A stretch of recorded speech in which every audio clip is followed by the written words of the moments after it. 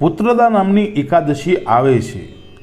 ભક્તો, આ પુત્રદા એકાદશીનું મહાત્મય સાંભળવાથી માણસ સર્વ પાપોમાંથી છૂટે છે અને લોકને વિશે પુત્રના સુખને પામીને પરલોકમાં સ્વર્ગની ગતિને પામે છે। તો ભક્તો, આવો આપણે સાંભળીએ પુત્રદા એકાદશીની મહાત્મય કથા અને એકાદશી કરવાની સંપૂર્ણ વિધિ। તો યુધિષ્ઠિર રાજા પૂછે છે કે હે મધુસૂદન ભગવાન, શ્રાવણ મહિનાના શુક્લ પક્ષને વિશે કયા નામની એકાદશી થાય છે તે મારી આગળ પ્રસન્નતાથી કહો। ત્યારે શ્રી કૃષ્ણ બોલ્યા કે હે યુધિષ્ઠિર રાજા, જે એકાદશીની કથા સાંભળવાથી વાજપેયી નામના યજ્ઞનું ફળ પ્રાપ્ત થાય છે તે પાપને હણનારી પુત્રદા એકાદશીની સુંદર કથા સાવધાન થઈને સાંભળો। પૂર્વના દ્વાપર યુગના પ્રથમ ભાગમાં મહિષ્મતી નામની નગરીને વિશે મહિજીત એવા નામનો રાજા પોતાના રાજ્યનું પાલન કરતો હતો, પણ તે મહિજીત રાજા પુત્રહીન હોવાથી તેને તે રાજ્યનું સુખ દેનારું થયું નહીં, કારણ કે પુત્ર વગરનાને આ લોકમાં અને પરલોકમાં ક્યાંય પણ સુખ થતું નથી। પુત્ર પ્રાપ્તિનો પ્રયત્ન કરવામાં તે રાજાને ઘણો કાળ નીકળી ગયો, તે છતાં પણ મનુષ્યને સઘળા સુખ દેનારો પુત્ર રાજાને પ્રાપ્ત થયો નહીં। તેથી તેણે પોતાના વૃદ્ધ થયેલો જોઈને તે મહિજીત રાજા ચિંતાતુર થઈ સભામાં જઈને પ્રજાની મધ્યમાં આ પ્રમાણે વચન કહેવા લાગ્યો, અરે મનુષ્યો, મેં આ જન્મની અંદર પાપ કર્યું નથી, મેં અન્યાયથી પણ મેળવેલા ધનને ખજાનામાં નાખ્યું નથી, મેં બ્રાહ્મણને ધન કે દેવતાઓનું ધન કોઈ દિવસ લીધું નથી, તેમ બહુ પાપને દેનારી તેવી બીજાની થાપણનું હરણ પણ કર્યું નથી। લોકોને પુત્રોની પેઠે પાડું છું, પૃથ્વીને પણ ધર્મ વડે જીત્યો છું, ભાઈ અને પુત્રીની જેમ ઉપમા અપાય તેવા દુષ્ટો ઉપર દંડ નાખ્યો છે, દ્વેષ કરવા લાયક શિષ્ટ શીખેલા એવા મોટા જનોની સારી રીતે પૂજા કરું છું। એ રીતે જો હું ધર્મવાળો માર્ગે ગતિ કરું છું તો મારે ત્યાં શા કારણથી પુત્ર જન્મતો નથી, તેનો હે ઉત્તમ બ્રાહ્મણો વિચાર કરી અને મને ઉત્તર આપો। આવું રાજાનું વચન સાંભળીને પ્રજા તથા રોજગારની સાથે તે નગરના સઘળા બ્રાહ્મણો રાજાનું હિત વિચારી ઘાટા વનમાં જઈ આણીકોર તેણીકોર અર્થાત ચોરતફ ઋષિઓએ સેવેલા આશ્રમો જોતા અને રાજાના કલ્યાણને ઈચ્છતા તેઓએ ઘોર તપ કરનારા મુનિઓમાં શ્રેષ્ઠ, ચૈતન્ય સ્વરૂપ, આનંદ રૂપ, રોગથી રહિત, આહાર ન કરનારા, મનને જીતનારા બ્રહ્મા સરખા લોમેશ ઋષિને જોયા। એક કલ્પ પૂરે થયે માત્ર જેનું એક રૂવાડું ખરે છે તેવા ભૂત, ભવિષ્ય અને વર્તમાનને જાણનારા આ ઋષિના દર્શન માત્રથી હર્ષિત થયેલા સઘળા લોકોએ લોમેશ ઋષિ પાસે જઈ ન્યાય પુરસ્સર યોગ્યતા પ્રમાણે શાસ્ત્રવિધિની રીતે નમન કર્યું। પછી વિનયથી નમેલા સૌ લોકોને માહોમાહી એકબીજાને કહેવા લાગ્યા કે આપણા સૌભાગ્યને લીધે આપણને આ શ્રેષ્ઠ મુનિના દર્શન થયા। એ રીતે તેઓ પરસ્પર વાતો કરતા અને પોતાને નમેલા જોઈ મુનિઓમાં શ્રેષ્ઠ તેવા લોમેશ ઋષિ બોલ્યા, હે લોકો, તમે અહીં શા કારણે આવ્યા છો તેનું કારણ કહો।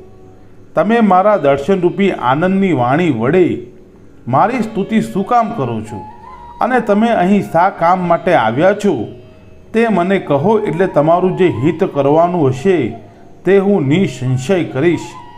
કેમ કે મારા જેવાઓનો જન્મ ફક્ત પરોપકાર કરવા માટે છે, તેમાં કંઈ પણ સંશય નથી।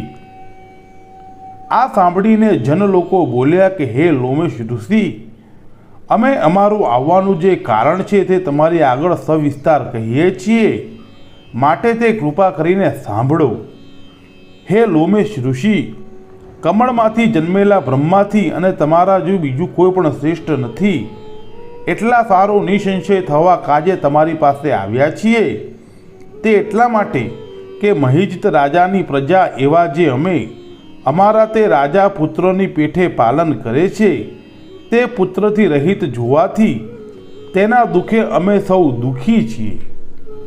હે દ્વિજોમાં ઉત્તમ લોમેશ મુનિ, અમારા રાજાને પુત્ર થાય તે સારું અમે તપ કરવાનો બુદ્ધિથી નિશ્ચય કરીએ છીએ. તમે તપ કરવા આવ્યા છીએ એટલામાં રાજાના ભાગ્યવશપણાથી અમોને તમારા દર્શન થયા. માટે મોટા પુરુષોના દર્શન માત્રથી જ માણસોના કામની સિદ્ધિ થાય છે. તેથી હે મુનિ, જે રીતે અમારા રાજાને પુત્રની પ્રાપ્તિ થાય તે રીતનો અમને ઉપદેશ કહો. ભક્તો આવું લોકોનું વચન સાંભળી 2 ઘડી સુધી ધ્યાન ધરી તેના પૂર્વજન્મના સંસ્કાર જાણીને બોલ્યા, લોમેશ કહે છે કે આ તમારો રાજા પૂર્વજન્મમાં ધન વગરનો, ક્રૂર કામ કરનારો, વેપારમાં કામમાં પ્રીતિવાળો અને એક ગામથી બીજે ગામ ભમતો એવો એક વાણિયો હતો. જેઠ માસના શુક્લ પક્ષની દ્વાદશીને દિવસે સૂર્ય જ્યારે દિવસના મધ્ય ભાગને પામ્યા અર્થાત મધ્યાહન થયા ત્યારે તૃષાસુર થયેલો તે વાણિયો ગામના સીમાડામાં રમણીય જળનું સ્થાન જોઈ પાણી પીવાનું મન કરે છે. તેટલામાં તે જ ઠેકાણે તરતથી વિંધાયેલી વાછડા સોતી ગાય આવી. ઘામથી પીડાવાને લીધે તૃષાતુર તે ગાયે તે વાણિયાનું જળ પીવા માંડ્યું. તે વખતે તે ગાયને જળ પીતી અટકાવીને તે વાણિયો પોતે તે જળ પી ગયો. તે રીતે ગાયની આડું પાણી પીવાથી પૂર્વજન્મના કર્મના ફળથી તમારો રાજા પુત્રહીન થયો છે. આ પૂર્વજન્મના કારણે પુણ્યને લીધે શત્રુ રહિત નિષ્કંટક રાજા રાજ્ય પામ્યો છે. ત્યારે જનલોકો બોલ્યા કે હે મુનિ, પુણ્યથી પાપ નાશ પામે છે આવું પુરાણોમાં પણ સંભળાય છે. માટે તમે પ્રસન્ન થઈને તેવું બતાવો કે જે કરીને પાપનો ક્ષય થઈને રાજાને પુત્ર થાય. ત્યારે લોમેશ ઋષિ બોલ્યા કે હે જનો, શ્રાવણ માસના શુક્લ પક્ષમાં પુત્રદા નામે એકાદશીની જે તિથિ આવે છે તેનું વ્રત વિધિ પ્રમાણે અર્થાત લોકોમાં ચાલતી રૂઢિ પ્રમાણે શાસ્ત્ર વિધિ પુરીશ્ચરણ જાગરણ કરો. હે જનો, તમારા તે એકાદશી કરીને તે એકાદશીનું અતિ નિર્મળ પુણ્ય રાજાને અર્પણ કરો. આમ કરવાથી જરૂર રાજાને પુત્ર થશે. આવું લોમેશ ઋષિનું બોલવું સાંભળીને તેઓ સર્વે તે ઉત્તમ બ્રાહ્મણને નમી હર્ષથી પ્રફુલ્લિત નેત્રવાળા થઈને પોતપોતાના ઘરે ગયા. ભક્તો પછી શ્રાવણ મહિનો આવ્યો ત્યારે લોમેશ ઋષિનું વચન સંભાળી શ્રદ્ધા શ્રાદ્ધે સર્વજનોએ રાજા સહિત વ્રત કરીને દ્વાદશીને દિવસે રાજાને પુણ્ય અર્પણ કર્યું. હવે સર્વજનોએ પુણ્ય દેવાથી તે રાણીએ સુંદર ગર્ભ ધારણ કર્યો અને જ્યારે સમય થયો ત્યારે તે મહિજીત રાજાની રાણીને ઉત્તમ પુત્રને જન્મ આપ્યો. હે રાજાઓમાં શ્રેષ્ઠ યુધિષ્ઠિર રાજા, આ કારણથી આ એકાદશીની તિથિ પુત્રદા નામે પ્રસિદ્ધ થઈ છે. માટે લોકમાં અને પરલોકમાં સુખ ઈચ્છનારાઓએ આ એકાદશી અવશ્ય કરવી. આ પુત્રદા એકાદશીનું મહાત્મય સાંભળવાથી માણસ સર્વ પાપોમાંથી મુક્ત થાય છે અને આ લોકને વિશે પુત્રના સુખને પામીને પરલોકમાં સ્વર્ગની ગતિને પામે છે.